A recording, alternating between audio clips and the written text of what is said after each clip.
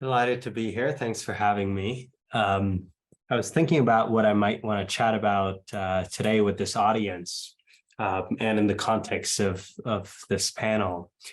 I thought I'd talk about some of the ways in which we are trying to tackle much bigger problems than we've been tackling in the last few years when it comes to medical AI. And the biggest delta that we see, and I'm sure others on this panel see as well, is that medical AI is in the age of narrow specialized solutions. We have a point solution that can detect arrhythmias from ECG signal or detect some diseases from chest x-rays or appendicitis from CT scans or subtype liver cancer. But if we compare what doctors do in their environment, in that they're comprehensive, in that they're context-driven, then today's technology is what I'd like to call narrow AI. It's helping us solve a very small and specific set of tasks like detecting lung nodules or triaging mammograms. But I think the next 10 years is about creating what we call generalist medical AI, which are like doctors in their ability to be comprehensive and context-driven, but can go one step beyond in terms of being able to predict risk and suggest treatments. So informally, generalist medical AI is about AI models that can tackle the full spectrum of tasks that doctors can do and more. And we wrote about this in a perspective published earlier this year in Nature. And what I want to do is I want to share with the audience what we think are the key capabilities that we would expect from GMAI. And I'm going to lay out the terms first, and then I'm going to talk about each of them. Those are dynamic task specification, multimodal inputs, multimodal outputs, with language as the primary interface. What do we mean by each of these? So let's start with dynamic task specification. In a typical conventional AI setup today, you might feed in a MRI of the brain and have a model that's been trained to say this MRI likely has a 95% chance that there's a mass here. There's no other human input. But in the world of dynamic task specification, we're not only supplying this image, we're also asking a question like, is the mass appearing on this scan more likely to be a tumor and abscess? And have the model come back saying, look, this is an MRI scan showing a large astrocytoma, and this is the white region in the right top corner. So that's the dynamic task specification component. Multimodal inputs. So here's an example where you have an X-ray of someone's hands and wrists. You have the patient presentation, and then you have a few lab values. We can incorporate all of these different pieces of information to make a more comprehensive assessment and say that this person has rheumatoid arthritis, and that's likely. And this is one of several examples in medicine where the use of different modalities, whether that's omics, metabolites, microbiome, scans, biosensors, or the environment, enable opportunities in precision health or hospital at home, digital twins. And there are a set of opportunities that get unlocked as a result. On the technical side, in the last few years, there have been many advances that allow us to freely combine these different modalities together in a unified manner to make useful predictions. Finally, the multimodal output capability is about us being able to generate different kinds of information as output of the model. This might include an AI assessment of what's happening with the patient, not just in text, but also with an output in the image itself saying, here's the exact clip of the echocardiogram that shows a reduced ejection fraction. And imagine how powerful that is in terms of being able to convince someone that what you have as a diagnosis is in fact correct. The vision for the generalist medical AI is to be able to combine non-imaging data with imaging data and clinical history to create these customized interactive reports, whether that's for a radiologist or for a general physician or for a patient, being able to create these natural interactions with these models. So you can say, Pranav, all that sounds like science fiction, or maybe you won't think that after Vivek's presentation. But the big question on our minds is, well, how do we actually get to this vision? And a general blueprint that we think about for building GMAI looks like we start by building these multimodal, often self-supervised models that are able to help us do different tasks, and then expand to generating expressive outputs, typically in natural language, then heading to a world in which we can have natural language queries that are specified by the user and have answers. And then in step 4, to enable these multimodal queries to freely mix different data types. So it's a mix of images and text, and on the output, it's also a mix of images and text. And this slide has become easier and easier to explain over time as people have been exposed to first GPT-4, but then GPT-4v capabilities. And we are all able to see outside of the context of medicine how this future has panned out. But within the context of medicine in 2023, we can do basic text generation for chest x-rays and a couple of other modalities to a extent that passes a high clinical bar. And in the next 10 years, I expect to be able to do contextual multimodal interactions for any kind of a medical image data.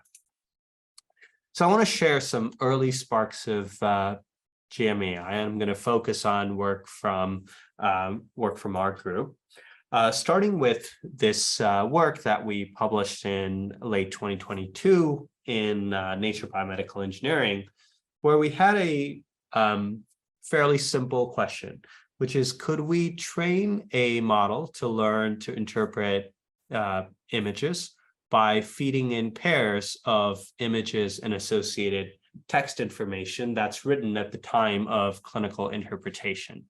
And so here the model learns to match an image with its corresponding description. And once the model has been trained this way, at inference time, what we can do is we can try to match a new image with a prompt that says, here is a disease name that I care about matching against this image, versus prepending a no before the disease name, and see which one of the two matches the image more. And then we just normalize those two outputs to say, in this case, I'm going to pick the no disease more than the disease because there's a 0.7 out of 1 chance that this one has no disease according to our model. So what we found here was that compared to previous approaches that were typically using hundreds of thousands of labeled samples or self-supervised approaches, which add a pre-training step that only uses the unlabeled data, we're able to see that with this method, without any explicit annotations of different diseases, we were able to have a fairly high performance. But the key point of this paper was that the performance was in fact high enough that you could compare against human radiologists and find that there was equivalence in performance across a set of categories. So what our method suggests is there is a way to be able to match an image with a text description of the image. So we thought, could we leverage this to actually generate radiology reports? And this is work that we call CXO repair, where the idea is for any image, can we match that image against a database of past radiology reports and retrieve the one with the highest similarity? And as an illustration of how this works, you can have a image encoder, which encodes an image, a text encoder, which encodes some text. You get embeddings for both, and then you can apply a dot product operation to see what their match is. But there are many ways of improving upon this. One way of improving upon this that one of my students came up with was to say, could we have a similarity metric that is actually learned rather than simply taking the dot product between the image and the text embedding? And we call this method the XREM method, where we have a multimodal encoder that's trained to contextually map the image to the reports that are in our database. And we find that this approach works better than the naive baseline approach. Another example I want to share, and this is a collaboration with a postdoc at Stanford, Michael Moore. And Michael's idea was to have these models learn to read medical textbooks and look at images and captions that are available in those medical textbooks, interleave them, and have the model learn to predict the text with the context of the surrounding image and other text. And this method, which was called MedFlamingo, was able to then take in new images and associated queries and context for that image, and be able to correctly identify the diagnosis and make a rationale for that diagnosis. But the key point about this model was a demonstration of medical few-shot learning, where if you had examples, and this could be just 3 to 4 examples of what you wanted the answer to look like to a certain question, then you could feed in 2 or 3 examples of that and have the model then take in a new image, a new question, and then answer just like you had fed in examples to be able to follow that kind of style and the language. Okay, so I'm going to just finally end by talking about how do you validate GMAI and talk about what we call our co-pilot approach, which is in academic medicine. The way interpretation is often done is you have a resident who makes a preliminary interpretation that's then modified or corrected by an attending. So we borrow this setup to say, what if we have a model in place of the resident?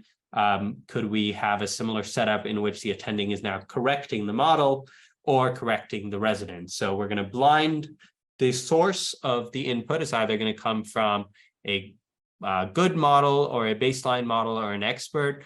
And it's going to come from one of these 3 sources for a bunch of different studies. And we're going to test people's ability to identify the source that it comes from, or determine how error prone each source is.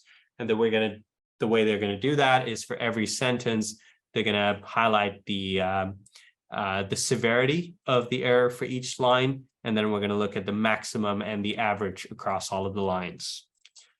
So what happens here is that the humans have a much better error severity score than does the model, which is much higher than the baseline.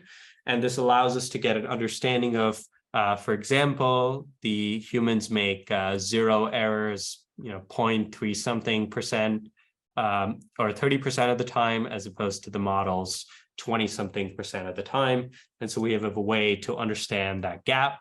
And then if you look at maximum error severity, you can see that the gap between the human and the models is actually much higher when you look at what fraction of the time 0 mistakes are made. So that's another interesting takeaway. There's a bunch of different applications for generalist medical AI, and I think that's going to be an exciting next few years as we watch many different groups make breakthroughs on all these different applications. And this is truly a mix of very many different concepts and ideas coming together, including self-supervision, the inclusion of domain knowledge and interactions, and it's going to combine a variety of different skills and peoples with different skill sets. So I'll stop there. Looking forward to the discussion.